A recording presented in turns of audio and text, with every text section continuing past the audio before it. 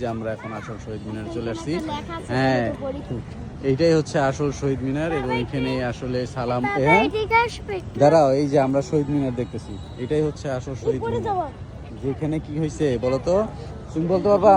বলো, ভাষার জন্য কারা ভাষার জন্য প্রাণ দিয়েছিল বলো? ভাষার জন্য সালাম,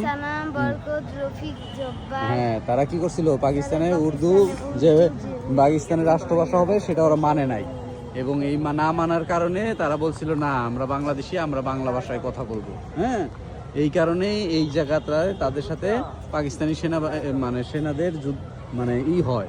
তারা এখানে তাদের উপরে আক্রমণ করে এবং এতে সালাম, বরকত, রফিক, জব্বার এরা মারা যায় এবং শহীদ হয়। এতেই এখানে তাদের স্মৃতি স্মরণে এখানে এই শহীদ মিনারটা তৈরি করা হয়। দেখো শহীদ মিনারের পরিবেশ চারিদিকে কি সুন্দর।